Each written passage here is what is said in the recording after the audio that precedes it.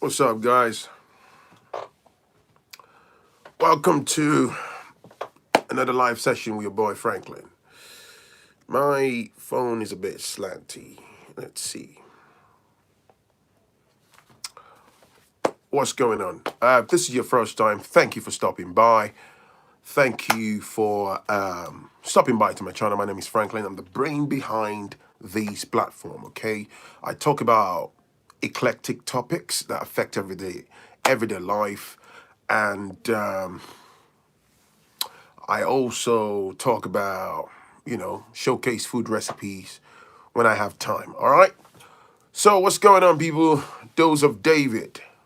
What's up? What's up? T-Boy. How do we go live with you? Well, if you want to go live with me, before you go live with me, you can send me an email to foodchannel1960@gmail.com. So when I see your email, if you're interested in going live, I can, we talk about your background, what is it you want to talk about, and then we can make it happen. Easy. Okay? I need people that can contribute positively to our community and stuff like that. What's up, people? Bristol. You one day you're bang on time, man. What's popping?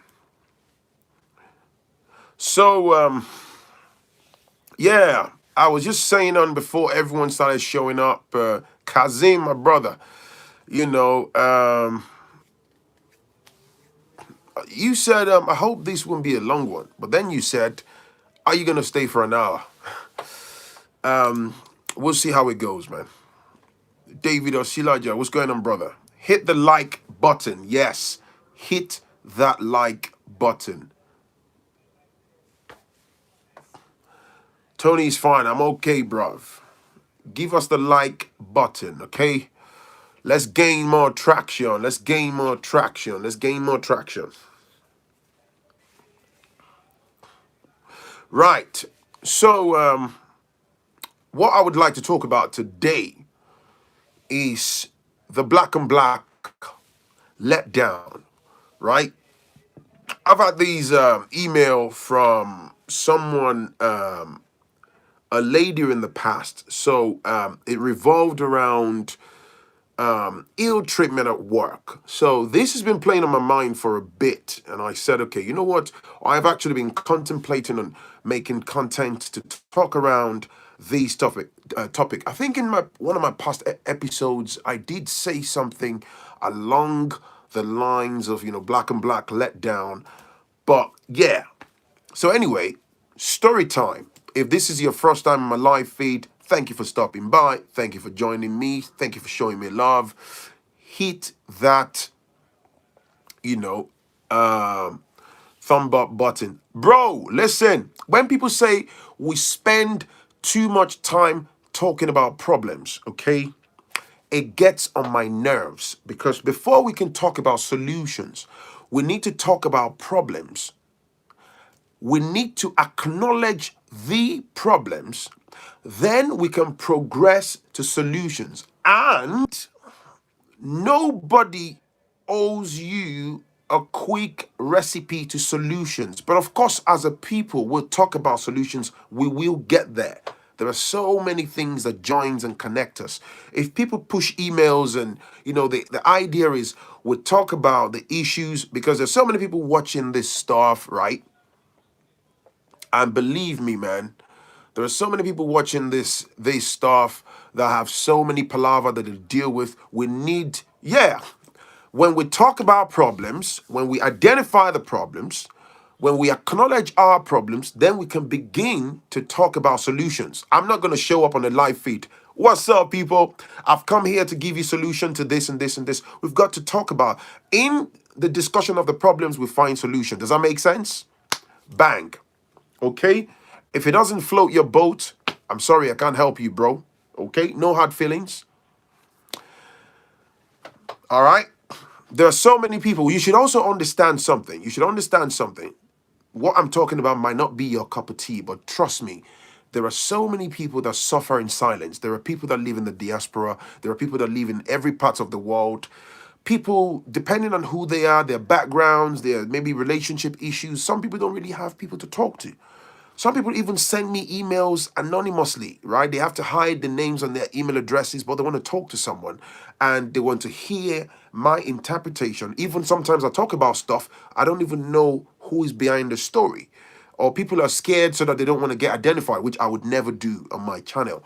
But you should understand that even when you hear problems, hey, Western Goddess, good to have you back. Look, listen, I mistakenly, so Western Goddess, how you doing? I'm glad to see you. So yesterday, right, there was a guy called John on my live feed. He was a troll, right? So because I was on the laptop with Harry, you see the way I see the contents, your comments, the way they flow seamlessly when I'm using my phone to stream. It's not the same on that, what do you call that thing? StreamYard. So I was trying to click on that guy's name so I can block his behind, but your comment was above him. And then I don't know what happened. I tapped on your name and I'm like, ah. So I had to go back and unblock you. I do apologize. I hope you understand, okay? Good to have you back. So anyways, yeah, sorry about that. I'm sorry. So that was the first thing I did. As soon as the live feed came to an end, I went to unblock you. I do apologize for that. So yeah. So anyway, these lady sent me an email saying she used to work for an organization here in London, central London. I mean, here in the UK, down in central London, and she said, there were in the office that she worked. There was a handful of black folks and stuff. So long and short was she was part of a small sized project team, and then she's starting to have issues with a line manager and a couple of team members who used to pick on her and all that stuff.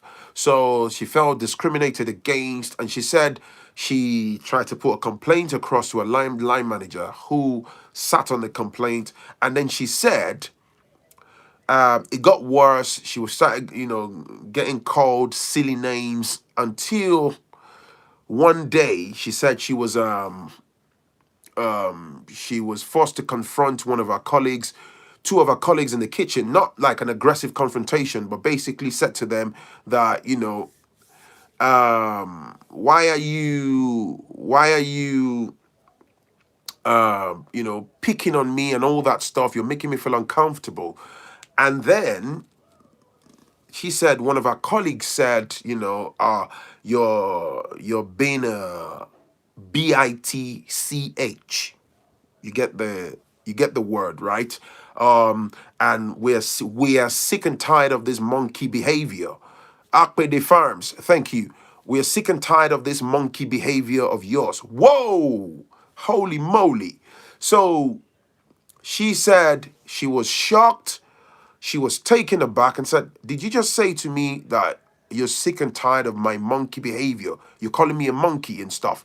Of course, which is a racist comment. So, and then these colleagues were white and stuff, and then the other one was, "Oh, here we go. Oh, this and this and this, this." And then she said, "What do you mean by monkey behavior, right?"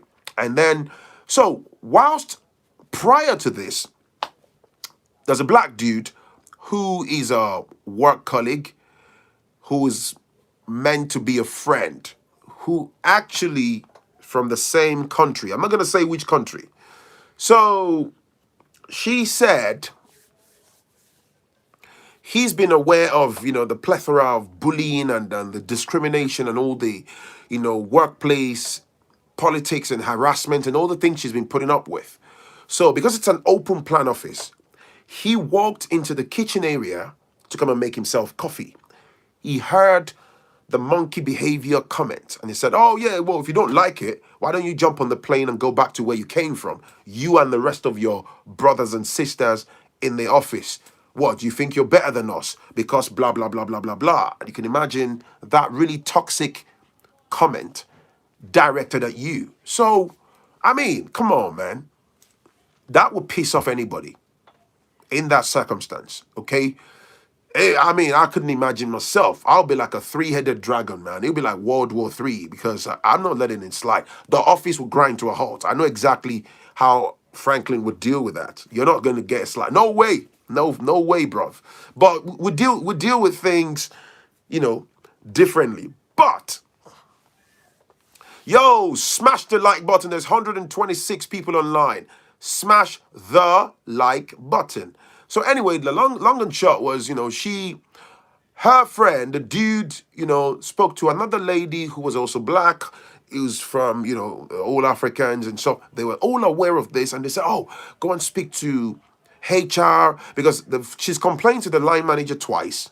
He's basically sat on a complaint, didn't even deal with the complaint, didn't escalate it to the HR. So they said, disregard your line manager, take the complaint to the HR and all that. And she said, according to her, in the building where she was sat, she basically was working on the ground floor.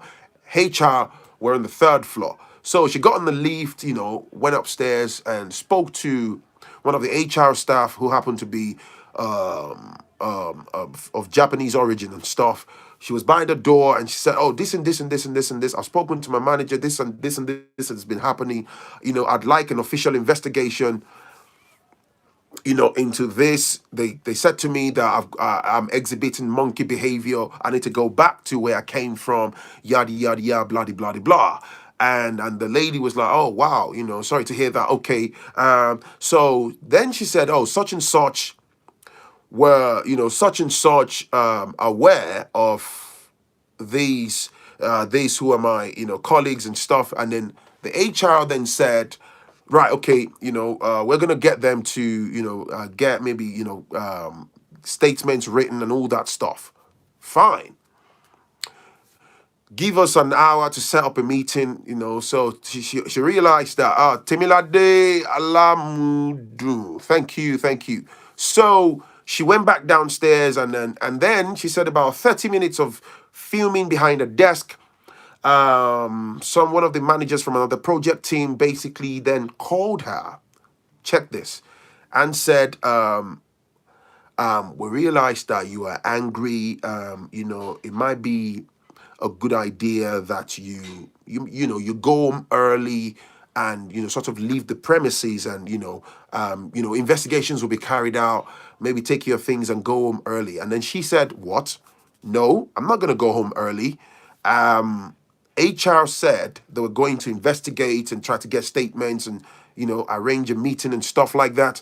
So why are you asking me to leave the premises and go home? So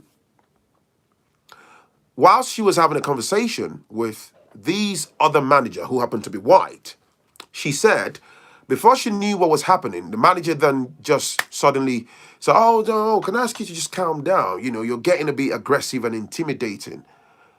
I know that too well. So, and all these things are designed to get under your skin, to remove focus from the problem at hand.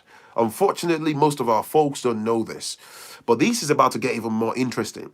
So the guy started to say, you're getting a bit aggressive and there's no need to threaten me and, get aggressive or intimidating towards me.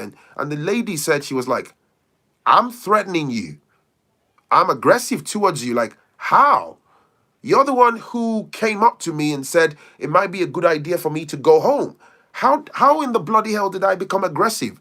What's going on here? So, and then he swung the door open and called like two other guys. Oh, excuse me. Do you want to come? Excuse me. Can you come and bear me witness and speak to this lady? I was just trying to help. And she's basically threatening to make physical contact with me and all that. And those guys basically then escalated all that and lied that she said she was going to wait for that guy in the car park and smash his face in. She said all this within the space of 20 minutes. And then while she was arguing with someone, now, is this some kind of a joke? the security guards in the, like the business premises, they said they have security guards that would normally sit at the car park, which is at the entrance into the business premises. So the security guards then, pulled in, just came into the office premises and said, oh, madam, I'm going to ask you to step out and, just wait outside at the main entrance, before the police are on their way. Somebody has called that you're threatening, their life, and the police would like to speak to you. So I'm going to ask you to, you can imagine, man. I remember reading that email, and the rage, my belly just felt like a tumble dryer. But this is, when I say daily microaggression, this is one of the realities that people have to deal with. And then, now watch this. So she said she started to cry, and the only thing she could do in that moment was she brought out a mobile phone and rang her husband, and then, was crying on the phone to her husband. And the husband was then saying to her, who is there with you? Are you by yourself? Stop recording everything. It was a bit too late at that point. Me, right from the jump, put your phone on record. Document everything, protect yourself. But we're going to get to that point in a moment. So the long and short was, she said, before she knew it, she was sat by the door crying. So then a police car pulled up. There were two police officers, one male, one female. So, oh, hi, are you such and such and such? She said, but the police officers were quite polite, and then because they saw her crying, so the female one approached her and put her arm around her. I said, "You all right?" And said, "I didn't threaten anybody. This was what happened. This was what happened. This guy came up to me and asked me to go home early so that the HR can investigate." He said, "I was sat here and I said to him I wasn't going anywhere until I finalized with the HR before I leave the premises." So the police officer then asked her to sit down whilst the male colleague carries on speaking to her. So she went inside, went to speak to them for da da da da da. So I think, which is unusual, but the police officers that attended were kind of smart. So they then asked for evidence of, her threatening anybody, and then they basically discarded that complaint. They got in the car, and they said to her that should you need it, this is the crime, the crime reference for the phone call, whatever. So they gave it to her. They just said, deal with the HR. This looks like a civil matter. They got in the car. They drove off. Then, after sitting outside for nearly an hour and a half, then somebody from HR then came and said, "Oh, so such and such that were present, that heard them when they said you were doing monkey business in the kitchen and all that." So she then said to them that actually, I don't feel comfortable carrying on with the rest of the meeting, because she had made a subsequent phone call to her husband. So the husband said, don't let them force you into a meeting. Any subsequent meeting, you must have somebody present. So watch this. She then said, I would like to have somebody present in any meeting. Oh, yeah. So she called this black brother. Remember, I mentioned him from start, and said, oh, this and this were there, and this other lady were there. They've also been aware. So she then called them and said, would you like to, bear me witness and sit in the meeting with me and all that and da da da da. And then they came with her and said, oh, yeah. And then they sat in there. And as the whole thing went on, the HR then said, okay, can you guys give a statement, your own version of events, what you heard? Did this person make a racist comment? Did they say this? Did they say that? And all that. And then they said they wanted to speak to her in the corridor, the two witnesses, and then they told her that they I know this has been happening, but we don't want to give statements. We don't want to be involved. So I'm sorry, I don't want to give statement or anything. And this lady broke down in tears. Imagine, these are your own kind. A black dude and a black sister, right? The two witnesses. and they were like, maybe go speak to a lawyer, but we don't want to give no statements. We're not trying to say, we're not saying it didn't happen, this and this and this. So the job of the human resources people in any organization is to deflect, do their very best to protect the brand. End of, right?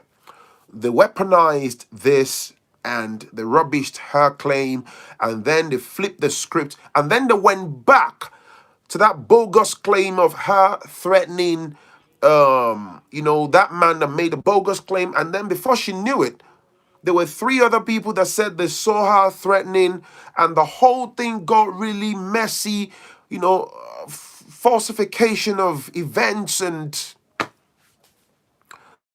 so she broke down in tears. She went home and all that. But she went home, told her husband. I think they took legal advice. So I don't know how she was advised and stuff like that, but the whole thing fell apart for her. And then she then said that even some other persons tried to speak to these black brother and sister, and they declined. They basically even said, asked her to stop ringing them and all that. And then when she went back to the office for a meeting and stuff, they wouldn't even say hello to her. The reason I'm not emphasizing on the nationalities is I don't want us to focus on the nationality. It's not about the country, but I'm just looking at them as black folks. Anybody could do that, but in this instance, this is very prevalent. It's very common in our community. It's one of the harsh realities. Even if the HR got to them or not, I've seen it happen, man. Black folks, we turn our backs against ourselves. Now, let me tell you something. So the whole thing caved in. They smashed it, and I know all she said to me in the email was she's moved on, and it left a gaping hole in the woman's heart, and put her in a very bad place. Didn't get justice. But here's the deal. Here is the deal. First of all, I'm not sat here suggesting that anyone owes me anything. I hope you're following me. And also, I would never suggest to any black brother or black sister to lose their daily bread because of me. No, I would never say that. I would never ask anyone to sabotage their livelihood to please me. But this isn't about pleasing someone. This is about standing up for what is right. I speak for myself right now from this point onwards. In my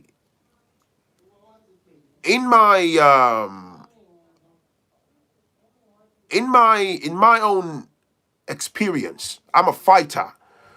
I fight against injustice. I stand up to ill treatment. For me personally, if I were to be in that same office and I witness such, I'm not going to be afraid to say exactly what I observed. But this is some of the actions that we execute that's in fact detrimental to us as a group of people, as a unit of people. I've seen this happen where black folks, we sell out, we turn our backs against ourselves, we throw ourselves under the bus. Again, I'm thoroughly aware that you have your mortgage to pay, you have your rent to pay, you have your car finance to cater to, you have your children, you've got, you're a man, you've got to put bread on the table, you're a woman, you've got responsibilities. I am thoroughly aware. But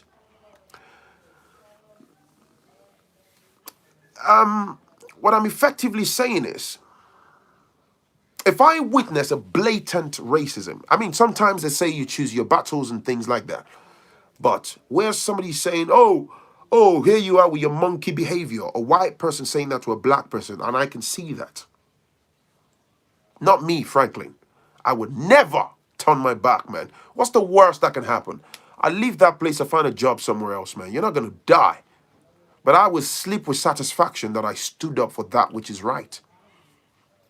Honestly. Because, for example, I digress. Look at the ongoing, global pandemic. If there is one thing that's been made crystal clear for us to see, black folks are detested globally.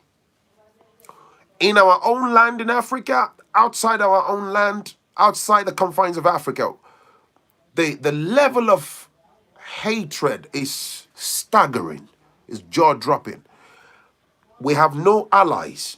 We have nobody who we can say, hey man, this person has got my back. Oh, this person is fighting my corner. We don't. And amongst ourselves, this is why I keep saying it. We do nothing to protect ourselves. We do nothing to fight our own corners. So if internally, you see, the issue of I'm not advocating that, it'll be daft of me to say you've got to be friends with every black person. Come on, that's not what I'm saying. This thing has got to be instinctive to protect your own kind. Other races do it. They amalgamate their own forces to even sabotage us as a people. They amalgamate their own forces, their own ideas, their brains, everything to share resources, to make sure that we don't achieve as much as they do. If I witness a black folk, I might be on a train, I might be on the road, I might be in a coffee shop, and somebody is being subjected to a nasty, discriminatory type of treatment, I've got to say something. You've got to say something. You've got to stand up.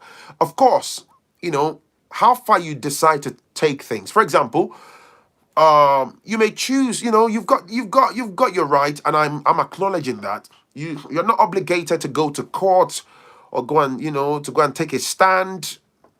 To push things so far.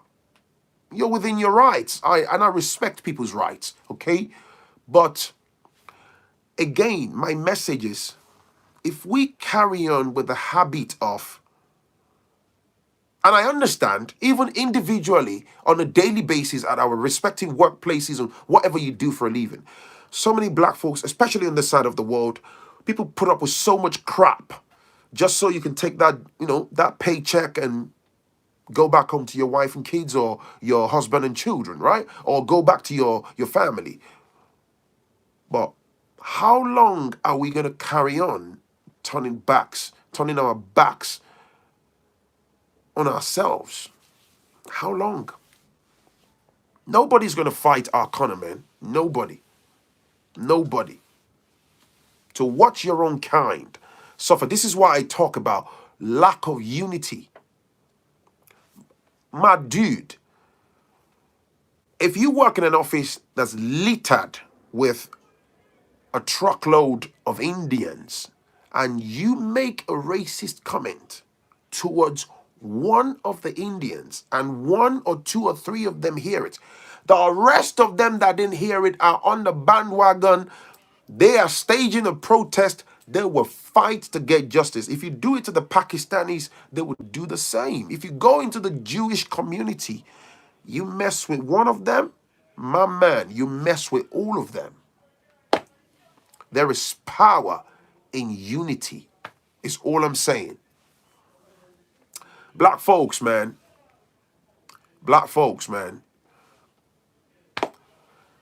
Neka, they wouldn't try that with GMC brothers and sisters. We're from Africa. Stand up. They will push you out. You can't do that to Indian brothers. You dare not try such with the Pakistanis. Bruv, they will tear you to shreds. You look, it's not because they are bad or aggressive people. They work as a unit. You dare not. You make a racist comment, you make a nasty comment, they stick together, which is the right thing to do. We don't. Black folks don't. That's all I'm saying.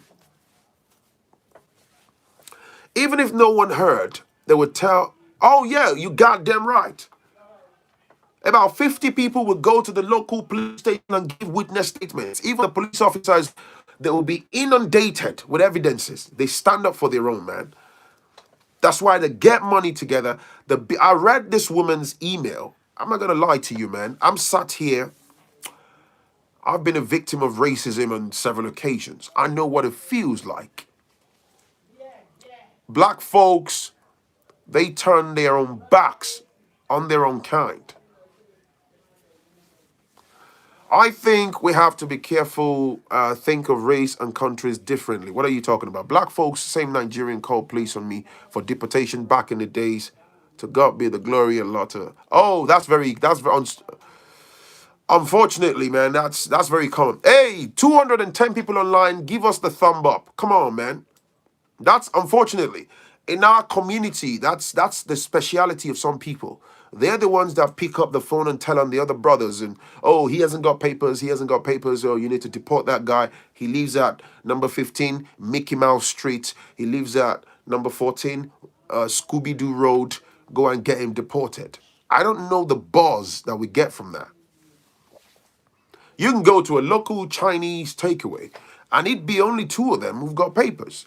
You would never know their palaver. When you find out on TV that maybe they get busted by the local immigration, office or whatever, it's usually a whistleblower that exposed them. Do you get what I'm saying?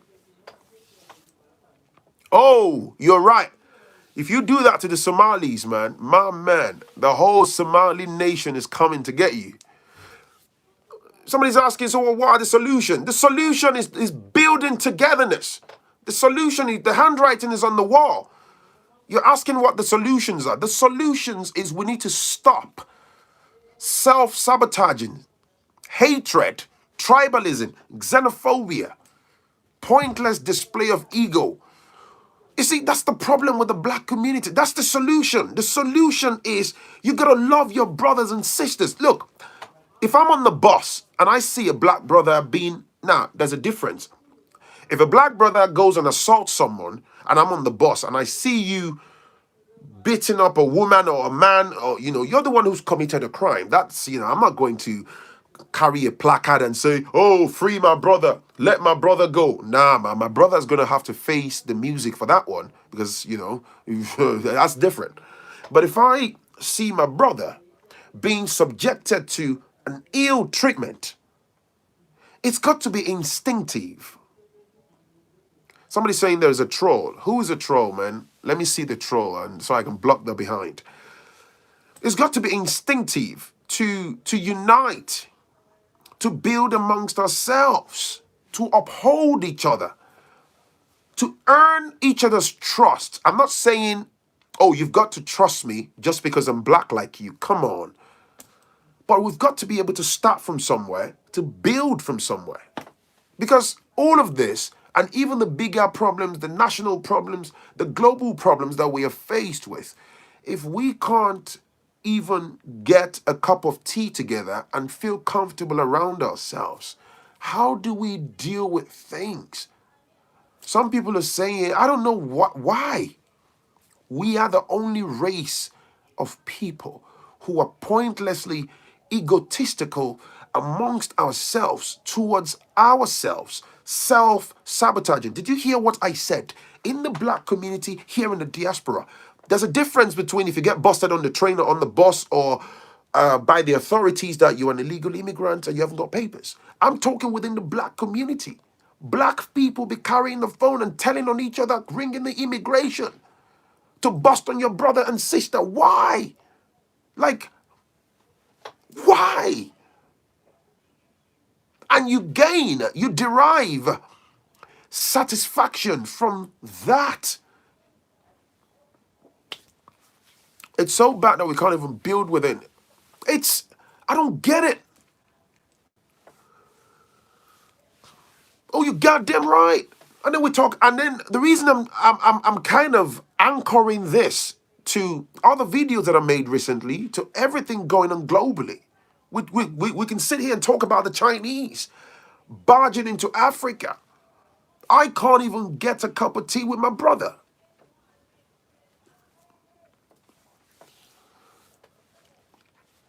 We don't want to see ourselves be great. We don't want to see ourselves prosperous. We just can't fuse in together as a people.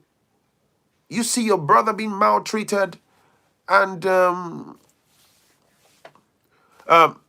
Franklin, calm down, bro. It happens all the time. Calm down where? Let me talk passionately, man. Don't ask me to calm down. I'm talking passionately because these things affect us as a people. Don't ask me to calm down. Don't do that. That's patronizing. You don't like the fact that I'm talking passionately? Close the page, jog off. Don't come back. Okay? The black community, right, is hounded on a daily basis. Don't come here and tell me to calm down, man. What's up with you, bro? Calm down. Okay. You're sounding all cool. When the oppressors slap with Bakoy, when they slap the back of your head with a heavy dosage of oppression, you're going to come crying, oh, calm down. Why don't you calm your booty down and get off my timeline, bro? Don't come here and tell me that bollocks. How about you calm your nuts down and get off my timeline? Let me read comments here, man.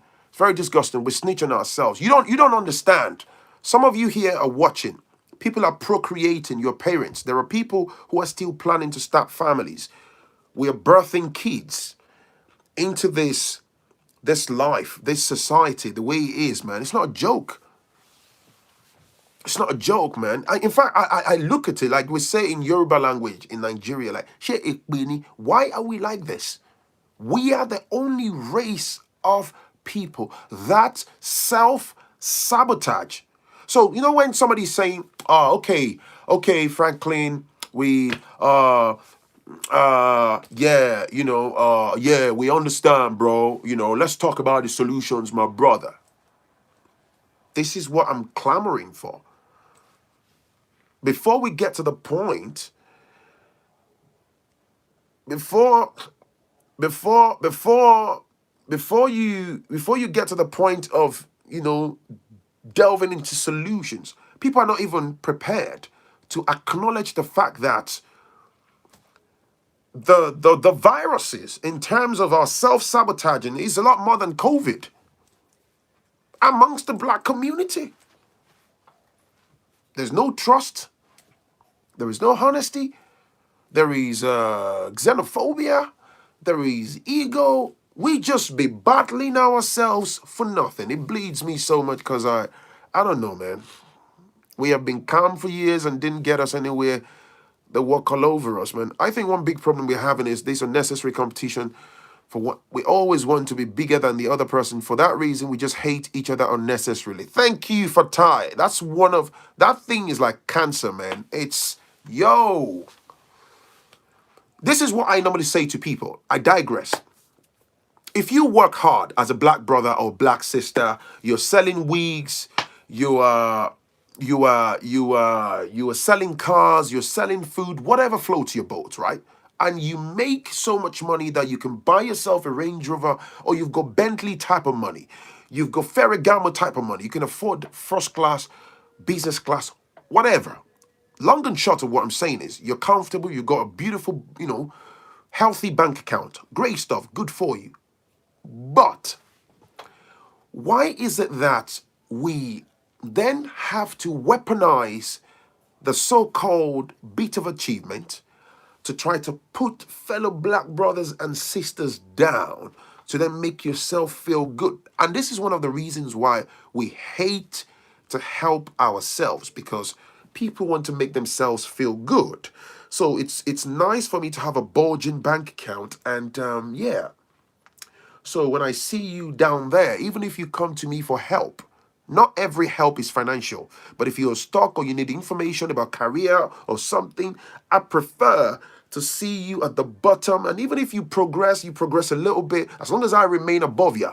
Some people, just the fact that you just made a transition from here to there, boom, jealousy kicks in. they get uncomfortable, and they will get out of their way to destroy you. This is exactly what Harry was saying last night in the live session that I had with him. He was 21 at the time. He was breaking money, had business that involved a lot of black-owned businesses, and the older ones looked at him like, oh, this little chap, 21-year-old, getting all this money and all this success. You know what? How come you have this kind of brain and degree of smartness? What do? Let's amalgamate our forces. Let's destroy this young dude. Let's take his money. Let's take his resources. Let's drag him through the mall. Let's shut him down. On and on goes the vicious cycle. That's not to say that within our community, we don't have individual black folks who have done pretty well that I personally admire, right? That's not what we're saying. But as a group of people, we are non-existent.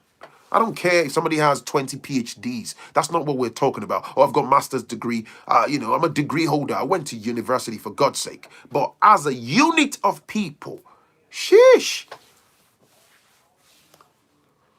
Let's get it. Let's build wealth. Let's do businesses. Let's do things. Hey, anyway, thanks, bro. We need knowledge and I feel sorry for exactly what I was saying. Want to be better than our brother makes no sense. Yeah. All these Asians, I've said it over and over, all these Pakistanis, all these Jewish people, the Chinese, they get monies together. They get it together. Thank you, Janine. Group economics is absolutely powerful. This is why you see me, I'm always against religiosity. Holy Ghost, I cast out the spirit of poverty. I cast out. No. Poverty is man-made. How do we eliminate poverty? We build infrastructures. We make conscious financial decisions. We build resources. We build infrastructures that will help us to obliterate poverty so that both you and the generations to come behind you can and will enjoy the benefits of the generational wealth. Who told us as black folks that poverty is some kind of demon? It's nonsense. Let's get monies together, man. If you have a portfolio of property, you got landed property, you buy shares, cryptocurrency, whatever floats your boat, your children, the unborn generation, will taste from that wealth. That's why when you hear the names of certain families, certain generations, now, we're not going into the ethics, apart from, let's disregard the ones that have made wealth unscrupulously and all that. But people that passed on, all the big names, even here in the West, all the big brand names, like your big grocery stores, a lot of them started as a market stall, like a little shop. The founders of those businesses, they had ideas. And then you see some coffee shops. Even there are some fish and chips shops. Fish and chips is a popular British food, right? There's some fish and chips shop here in the UK that you would see. It was founded 1949. And I'm like, wow, 1949. And they pass it on. They pass it on. I mean, you could easily say, oh, it's just fish and chips. They pass it on. They pass on their business. And generations make money. And then, oh, my great-granddad was a fisherman. And then, oh, my granddad was this and this and this. And I've gone to university to then study about this and this and this. And I've taken the idea to the next level. And then my own son is also in line. And this is how they keep the wealth in the lineage. So the poor man, you'll be looking at them from a distance. Oh, Lola, people, they're so rich. Yeah, because they built the wealth. These folks get money together and they keep it. Yeah. 805 restaurant will be generational. Absolutely. Hopefully. The solution is It's as simple as, love. Pointless competition. I'm saying this. And there are some things that we have to learn. Unfortunately, let me say this and I'll close. Unfortunately, you're a product of your environment. The way we came up, maybe you were born in Africa. Sometimes some of the stuff that our parents, the environment you grew up, the way you were raised with some of these things, right? But all I'm saying is you have to unlearn some things, allow yourself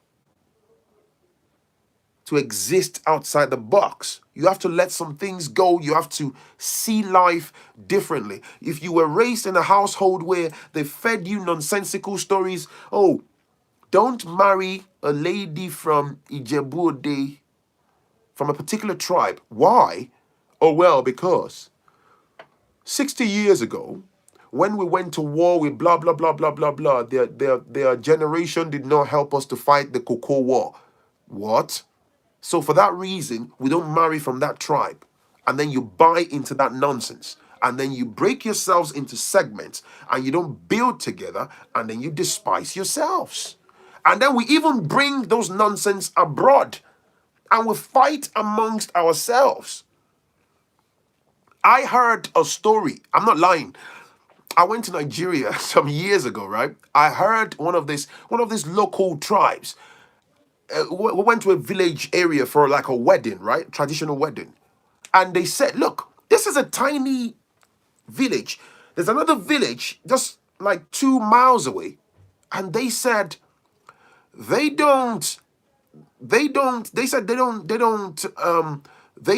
talk to the people from that other village. They've not spoken to them in about 70 odd years. So I was standing under a tree jokingly. I asked one of the elders and I said, why? And they said, because the king from that village was caught looking at the booty, the behind of the wife of the king from this village some many years ago. So it's deemed disrespectful. So that means everybody from here should never, till eternity, have anything to do. Bro, I pissed myself laughing. And look, I know it sounds ridiculous, right? You see all these elders in their 90s, they were literally shaking. We would never have anything to do with them. And I'm like, because a king who was a pervert was caught looking at another king's wife's booty. So the whole people here will never have anything to do with the whole people over there. So if I happen to have a connection to this village now, and I happen to bump into a beautiful woman from there, you would say to me, they told me, oh, if you marry a woman from that village, you will be cursed forever. Man, shut your mouth, man. Absolute nonsense. And do you know what? I can sit here and tell you those things are ridiculous, but you will not believe how people hold these nonsense to heart.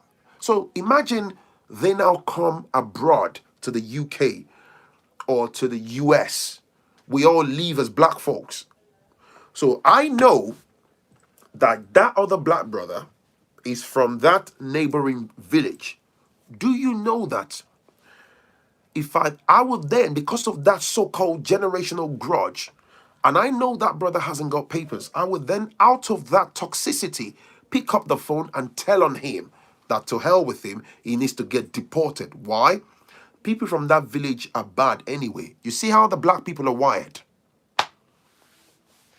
That's just an example. There is 260 of you online. Give us a thumb up, please. Please give us a thumb up. And on and on and on. That's just, an hypothetical, right? This is how we self-sabotage. Have you got a couple of questions for me before I call it an evening? Serena J.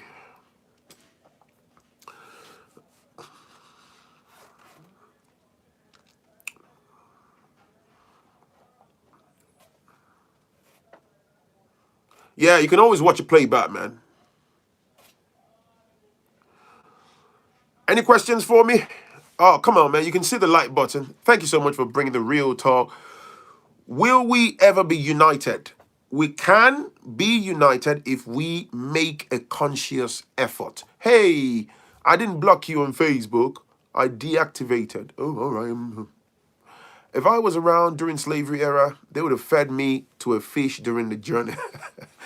Is it not a mystery that majority of African leaders behave in the same way? Of course. What is the way forward, Africa? The way forward is love and togetherness. I'll marry any African woman, no matter the tribe.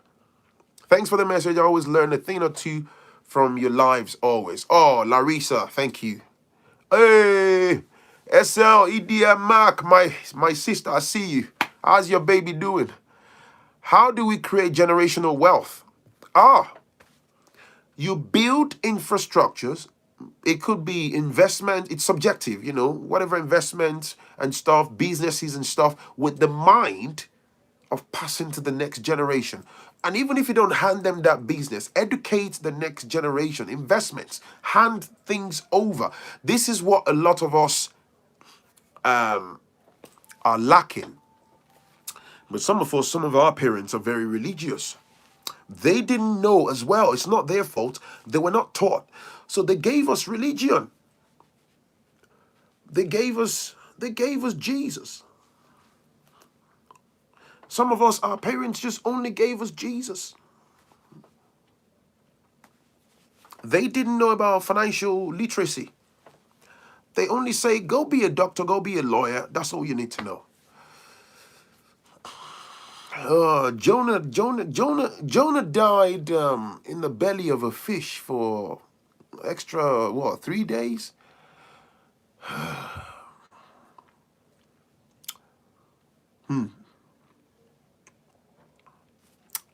Let me see some of the comments. No comments, Franklin. Do you think colonial mentality has damaged our minds and would need time to heal? What you're doing now is a start. Yeah, absolutely. Generational PTSD. Yeah, Andrew, thank you, my brother. They never taught them about passive income. And I always say this, you cannot give what you don't have. You cannot give what you don't have. We need to move away from just jobs.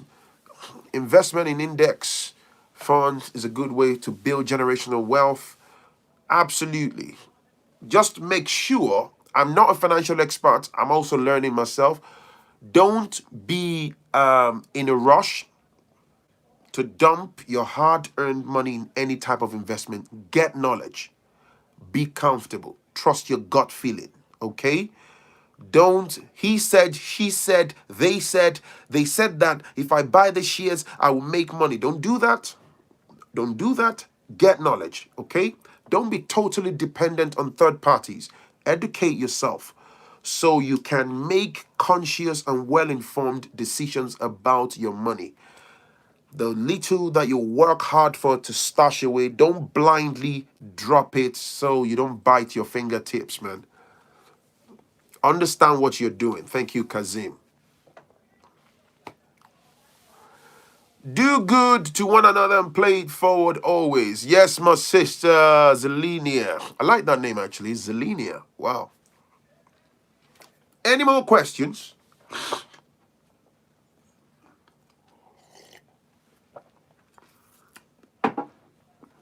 Somebody was talking about Forex earlier. Let me see. Our parents told us to go and pray. Oh, see, Jesus, he don't get some money. Oh, see, stuff. They could have been teaching us about Forex, man. They could have taught you how to, hey, this is your salary.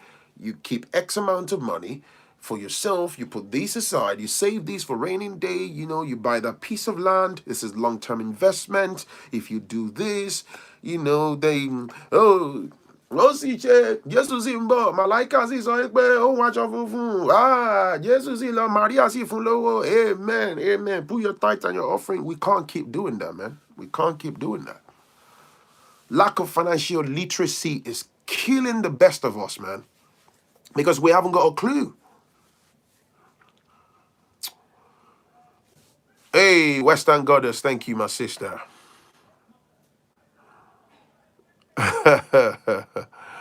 I'm telling you, B. I love your cooking videos. Do you still cook? Cooking is coming back. Get your tongues ready. I will blow your tongues, man. Food recipes are coming. Agreed. I feel like the younger generation will kill this generational curse. Yeah, there is a trend.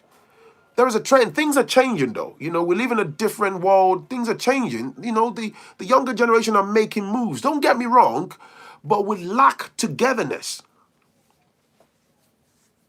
How do we stop self-sabotaging, especially reporting to home office? People need to free their minds of evilness and toxicity, have tolerance, have a degree of kindness towards the next man. The maxim laws, I live by that code. You know, I am the man next door. If I don't like you, I don't mess with you. I can tell you, I'm the type of dude, I would tell you exactly how I feel about you. But to get to the extent where you want to sabotage someone, you want to destroy them, I think there is an exception. Let's say I'm talking hypothetically now. Let's say somebody was like a rapist, like a pedophile. You see how serious that is. And then, you know, because they've been caught out abusing a child or sexually violating a woman or a child or something like that. You know, they've committed a crime or that person murdered someone, and you tell on them so they can wipe that filthy individual out of this environment.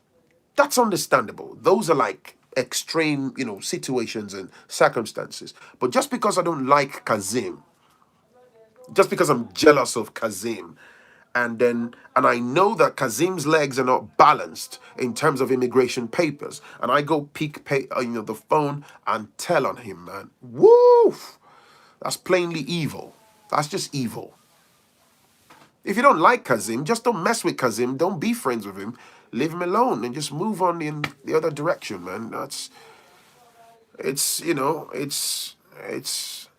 as simple as blinking your eyes. I've heard some of these African aunties and uncles. Have you ever? I've been in England for donkey years. You'll be on a train and on the bus, and you catch some conversations, and you'll be like, holy moly. Like literally bragging about, oh, I told such and such department that such and such hasn't got papers. Oh, they got him last week. Oh, serves him right. I'm like, wow. Wow.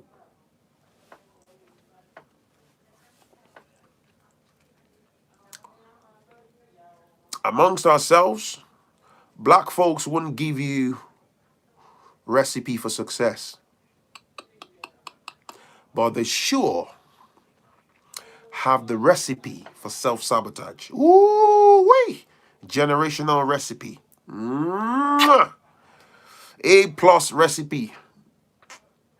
Tasty recipe for destruction.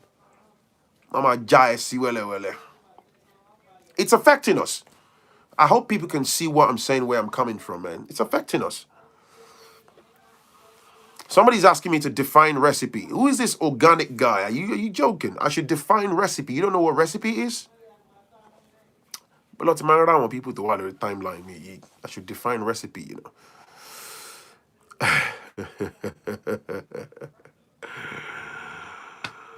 Benedict Vincent. How you doing, my brother?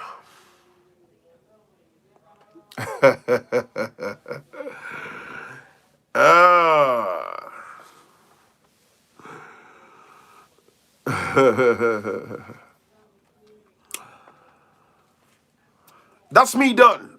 Thank you for watching. It's been an absolute pleasure. If you have not, smash the like button. You know, no. Organic guy. I'm only pulling your legs, man. No, I'm not mad at you, bro. Hit that thumb up button. Thank you for the support. I'll try to be online again tomorrow. Push me an email. I keep asking people to push me an email. Come on, man. Send me topics. If you want to come on a live session so I can use the StreamYard and bring you on. And also, if you want to talk and you don't want to show your face, I can make that happen so people can hear your voice. Where is Yewande? I've not seen Yewande's comment today, man. She's been quiet, man. Or maybe she's gone off the live stream. Anyways, I'll thank you guys. I'm just a regular dude, just doing my bit. I've never projected myself as an epitome of knowledge. I believe strongly in logical reasoning, and I'm equally striving to get better. This provides me also with an opportunity to learn and also improve, especially when I read your comments, when I read your emails. It makes an amazing difference for me. Somebody said I will send you an email, foodchannel1960@gmail.com. If you haven't, hit the like button, hit the subscribe button, show your love, man. And what's my best meal? Jollof rice. My best meal is jollof rice, fried plantain, eranton yilata, which is like assorted meats, man. Made by yours truly, the wife, Victoria. That's my favorite meal, jollof rice. But I'm quite flexible with food. You know, if something slaps well, hits my taste bud right, I'm good to go, man. Okay. I'll catch you in the next one. Peace and love, man. Good night.